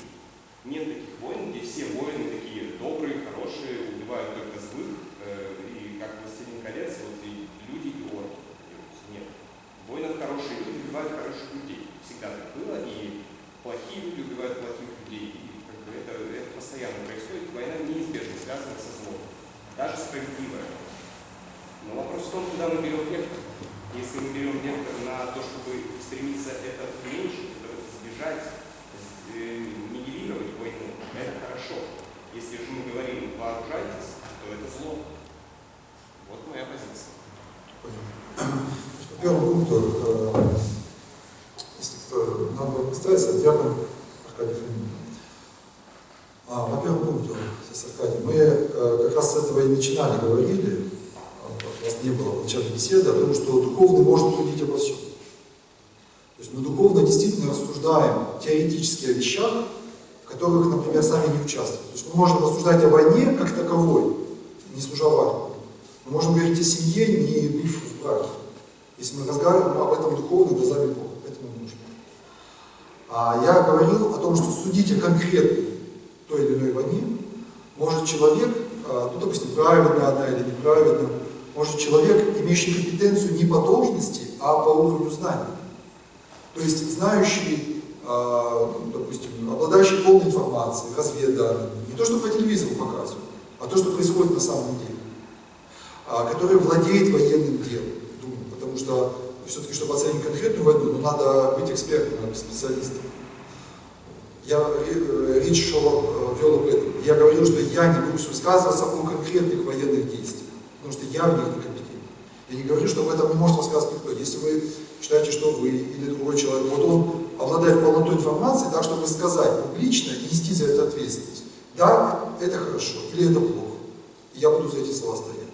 Но вам никто не запрещает, вы будете нести ответственность перед людьми и перед Богом. Я такой компетенцией не обладаю. У меня нет разведданных, у меня нет, я не военный человек, я не политолог, я не историк, я не эксперт в этом. Поэтому я судить не берусь. Те, кто высказываются, они берут ответственность. Второй вопрос. Сказать однозначно, что война греховна, любая, но я надеюсь, что вы имели в виду, что в ней всегда бывает человеческий грех. Потому что если сказать, что война как таковая греховна, тогда мы обвиним в этом самого Бога. Потому что мы читали стихи из Библии, там не Господь говорит, может вести войну. Это совершенно отдельный как бы разговор. Да. И я еще раз говорю, ну это просто, я не хотел затягивать дискуссию, я могу высказать позицию по поводу того, что вся война греховна. Тем не менее, я не могу сказать, что сам с абсолютной уверенностью стою за эту позицию. Меня куда больше волнует именно то, к чему мы стремимся. Да, в каждой войне есть грех. Я сейчас высказываю эту позицию. Ну тогда понятно. Тогда понятно, что везде люди все греховные, и за что они не берутся, везде есть некая нечистота. Кстати, я эту мысль затронул, я ее не довел до конца. Вы, с вашей помощью я ее озвучу. Когда воины возвращались с войны, по правилу Василия Великого, они воздерживались от причастия. Это показывало, что они хоть совершали и дело праведное во имя Божие, но оно всегда связано с некой нечистотой. В аналогии с браком, кстати, вот зачатие ребенка, да, оно ведь, ложе непорочно, в браке ложе непорочно. Но сам этот процесс настолько укоренен глубоко в человеческом самолюбии, что сделать это бесстрастно человек не может. То есть само по себе, как от Бога заложено, это непорочно, но любой человек в этом проявит свою греховность. И поэтому и передается грех, в том числе через зачатие. А Христос зачат, поэтому в том числе и от Духа Святого, то есть непорочное зачатие. Поэтому и война сама по себе, она может быть непорочна от Бога, но, наверное, никто из простых смертных сделать это совсем бесстрастно. Вот убить без злобы, убить без какого-то самолюбия, такого злорадства, наверное, не может. И поэтому воины, возвращаясь с войны, по правилу Василия Великого, воздерживаются от причастия 3 года. Но я хочу обратить ваше внимание, как он это пишет. Вы знаете, что Василий Великий вообще очень строгий канонист. За грехи волшебства, измены, аборта он дает по 10-15 лет и 5 дней. Посмотрите, как в данном случае он пишет. Убиение на войне отцы наши не вменяли за убийство. Мне кажется, из снисхождения к защитникам целомудрия и благочестия. Теперь слушайте дальше внимание. Но, может быть, не худо было бы посоветовать, чтобы они, как имеющие нечистые руки, 3 года воздержались от приобщения святых тайн. Во-первых, сравните 3 года с 10-15 годами, которые он дает за другие грехи, 3 года. А во-вторых, он в 3 фразах как бы извиняется. Может быть, не худо бы посоветовать. То есть он дает это не как строгое правило, а еще как бы с неким сомнением. Настолько здесь тонкая грань, настолько здесь вот тонкий лед вот в этих сферах. Да, что тут действительно вот только, наверное, святой человек может соблюсти, надо сказать. Буквально 2 слова для всех. Вы знаете, здесь присутствуют 2 замечательные женщины. У одной погиб на войне сын, у второй погиб на войне муж. Вот это мама нашей ассоциации ветеранов боевых действий. Вот это наша сестра. Почти. Предлагаю. Можно я скажу? Я, чуть не в тему, но по поводу вообще там за... Я предложил, не договорил, предлагаю почтить. Вот. Да, почти.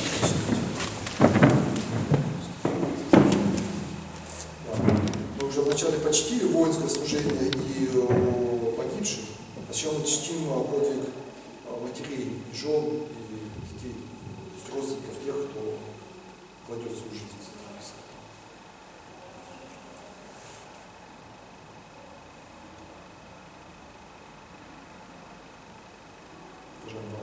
Мама, женщина, наша любовь и уважение. Да, пожалуйста.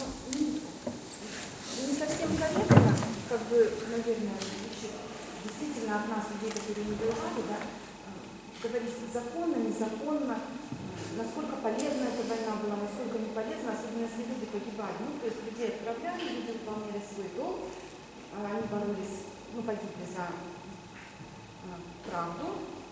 Правда же есть, правда это же не истина, да, то есть. Но потом войны, они же неизбежны. Я же смотрела эту передачу «Апокалипсис», то есть до конца мира. Это всегда добро со злом сражается. То есть это неизбежно, это Богом установлено. Согласна совершенно с этим. Вот. И то, что сейчас на Украине происходит, опять же, мое такое вот внутреннее убеждение, наши ребята делают большое дело. Нас защищают. Это примерно такую аналогию привести хочется. Вот смотрите, мы живем все в квартирах, многоквартирных домах. И вот представьте себе, в соседней квартире будет сейчас кто-то там бушевать. Наверное же, мы пойдем смеять, полицию вызывать, еще что-то. Не будем ждать, пока нам в квартиру придут, и тут у нас будет. Дом заработал. А? Дом целиком. Да, понятное дело, что нужно как-то защититься, оградить себя, оградить близких. Слава Богу, что к нам не пришли. Он в Белгородскую область, там, понятно, что кому хорошо, никому не хорошо. Вот. А что еще хотела как предложение, Максим? Я тут простите, что с предложениями. Парад Победы был когда? И полк бессмертный идет. Зрелище трогательно, без слез смотреть невозможно. Несут фотографии своих близких, прямо вот одно лицо, что на портрете, что вот здесь. И впереди тех, кто погиб в Великую Отечественную, несли портреты погибших на Украине. Это тоже как бы написать-то можно, конечно, самому, но тут общественная организация. Смотрите, получается, у нас же ребята возле памятника, там же погибшие в Афганистане, в Чечне, понесли тут там Украину. Ну, понятно, что сейчас запрос времени такой, что нужно мотивировать, защищать Родину вот именно там. Но вот эти-то люди, которые тоже погибли, они же также Родину защищали. Это я к чему? Потому что может в следующем году пронести уже портреты всех. Я думаю, что это народно не пойдет. Да. Люди сами чувствуют. Они То есть же... это как-то нужно, Да. вот как-то, ну это озвучить надо. Видите, тут получилось интуитивно, видимо, голова. Да. Я думаю, из уст в уста, это не через органы госвласти, это надо нам самим просто вот рассказать, объявить, тем более вот ассоциации же есть ветеранов, родственников погибших, сказать, давайте мы выйдем. Мы ведь в этом году на 9 мая присоединились к бессмертному полку приходом. Мы взяли с собой иконы, мы взяли с собой крест, Да, потому это что, тоже. да, потому что были дни Святой Пасхи, и шли, и пели, и молились, и поздравляли всех со славой Христос воскресе. И люди нормально воспринимали, поэтому можно взять иконы святых, таких как Лука Крымский, которые были участниками войны и святые. Так что здесь, да, эта инициатива, я думаю, будет расширяться. Прекрасная, кстати, народная инициатива, которую я очень поддерживаю. Которая нас, наверное, как ничто за эти годы объединила. Ни одно решение, ни одно начинание не имело вот за эти 30 лет столь единодушной всенародной поддержки. 98% я слышал. 98%. Это бессмертный полк. Потому что все понимают, что если мы не возьмем, не берем, то правильно сказал Ильич, поддышки наши, щупальца будут по всей России. И Россия будет Метастазы. Это же ведь получается очень... Поэтому все понимают это абсолютно. И что там зверства творятся. Поэтому и думаю, что не дай Бог, надо это все убить, уничтожить, дойти до конца. Это так же, как вот говорили... 8 лет это очень большой срок. Издевательства не было. Очень большой. Почему не раньше это не делали? Война это, конечно, Хочу тоже еще выступить. Минутку, все. Это так же вот примерно, как говорили, у меня получается супруг, который погиб, он в Афганистане служил и в Чечне остался. И нас приглашают перед школьниками выступать. И часто слышали, наверное, вы тоже, что вот в Афганистане непонятая война. Меня одно время прямо так коробило. Афганистанскую войну называли непонятая война. Зря туда пришли, напрасно советские войска ввели, там все это было, ну вот такая вот была пропаганда. А посмотрите, когда вывели, что стало. Во-первых, заполонило всю Россию. Ну это я вот так, я как обыватель, я в этом глубоко не копалась. Но посмотрите, наркотики. Не было же их, Конечно. не было, пока наши ребята были там. Да. Не было. Да. Так ведь? Да. Посмотрите, что стало происходить на Кавказе. Посмотрите, Чечня заполыхала. Таджикистан сейчас с Узбекистаном воюет. Это же с ума сойти. Это же ведь Советский Союз. Мы же все братья и сестры были. Помните, эти девочки с косичками? Они сейчас выясняют. Азербайджан с Арменией. Это вот сейчас происходит. Это я тоже с телевизора беру эту информацию, не с какого-нибудь, со Спаса. Вот. То есть это же лично. А были пока там наши ребята? Ведь не было же ничего. То есть не бывает напрасно. Ничего такого напрасного не бывает. Господь не попустит напрасно людям вот так вот, здорово живешь. Так? Света, наши ребята, Простите. твой муж и мой сын выполняли воинский долг. Правильно отец Максим сказал? Если он сложит оружие, он будет предателем, предает свою родину, свою мать. Так что вот предлагаю верить тому, что происходит. Ой, еще Они все были солдатами. хочу спасибо большое сказать, отцу Максиму. Спасибо огромное. Это касаемся Слова Божьего. Слово Божье говорит, не свое мнение. В своем мнении мы всегда ошибаемся. Вот чуть только мы отходим в область своего мнения, и тут же поскальзываешься, спотыкаешься. Вот, когда держишься на заповеди Божьих, полностью вот, стараешься во всем свое мнение подчинять Божьему откровению, вот чувствуешь, что стоишь на камне. Чувствуешь, что стоишь на камне. Область своего мнения это всегда... Я не хочу касаться конкретно того, но мне вот интересна ваша позиция, ну, поскольку вы основываете веру в Писании. Что делать с превентивной войной? Превентивная война оправдана или может быть добро? То есть, я сейчас объясню, смотрите, я стою в подворотне, ко мне подошел негодяй. Негодяй говорит мне, что он намерен меня побить, если я ему что-то не отдам. И я понимаю, что он хочет меня побить, бью ему хером. Я оправдан. Вот в Библии мы сегодня рассматриваем, есть не только превентивные войны, но это были даже войны нападений, и они были по Божьей воле. Но мне кажется, точнее я уверен, что эпоху Ветхого Завета и взаимоотношения людей Ветхого Завета и Бога, ну, наверное, не совсем вправе сравнивать с эпохой Нового Завета, учитывая, например, и ранних христиан, которые явно высказывались, такие Поликримские, Антиохийские, Юстин мученик, которые высказывались вообще абсолютно против войны. То есть они были, ну, то, что мы сейчас называем толстовцы. Я могу привести, собственно, Толстой был отлучен от церкви и умер. Отлучен. Кто? Толстой. Нет, ну, кстати, обвинение Толстого... Ну, это надо ответить, обвинение Толстого нет. Несет сейчас Нет, Толстой действительно был отлучен от церкви, но в обвинениях Толстого, в тех обвинениях, которые к нему прилагаются, нет позиции противоречества. То есть его непротиворечество, ему вообще в его обвинении в отлучении, там во всех позициях он совершенно по-своему толковал Писание. Я сейчас не пытаюсь Толстого защищать, я же не бог с ним, его отлучили, это все понятно. Я говорю именно про тех святых, о которых я говорю, ранняя церковь.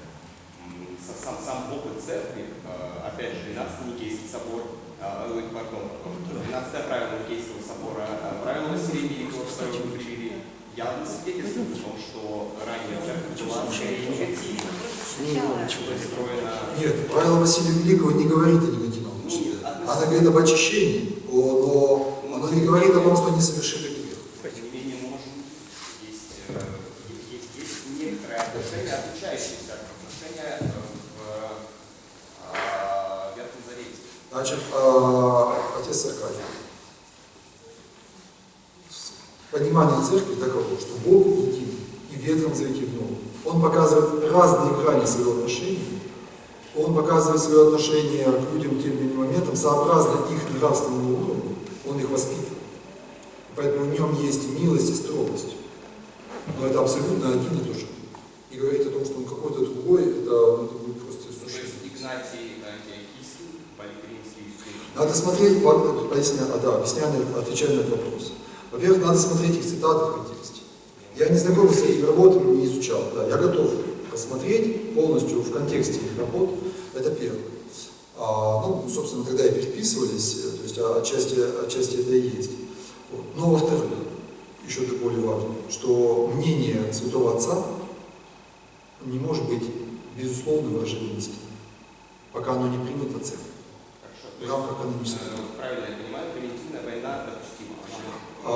Я не буду говорить, что она допустима однозначно, чтобы меня не поймать за язык, но я не могу сказать, что она однозначно недопустима. Даниил Московский вел, святой, пожалуйста, святой. Причем прославленный именно как благоверный князь, то есть именно за свою княжескую деятельность. Он был очень миролюбивый. Он умел воевать, но старался никогда не воевать. Он все решал переговоры. И одну из немногих войн, которую он вел, это была превентивная война. Даниил Московский. Он разбил татар, как сказать, превентивно. Александр Невский вел превентивную войну, тоже прославлен как благоверный князь. То есть именно за свое княжество и в том числе военное служение.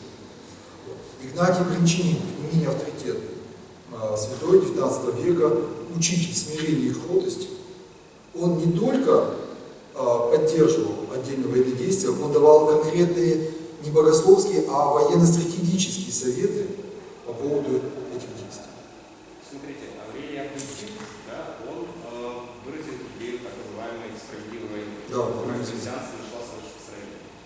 Да не только в христианстве, современный мир, например, Организация Объединенных Наций, во многом опирается, как ни странно, тоже на вот эту позицию справедливой войны, которая стала формироваться еще в начале Средневековья. Во время Августина позиция была какая, да, что действительно ради обороны и освобождения войну вести можно, но только тогда, только при тех обстоятельствах, когда абсолютно все дипломатические меры безрасходны. То есть когда все, уже не осталось никаких дипломатических.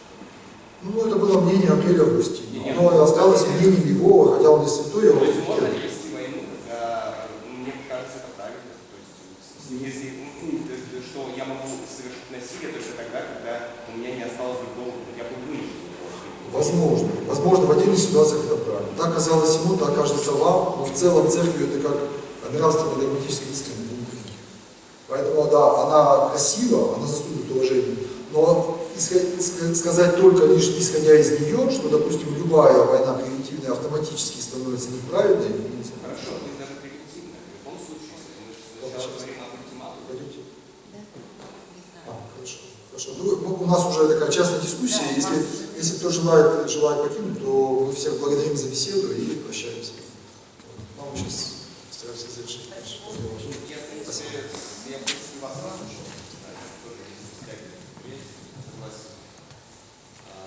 Приятный ответ.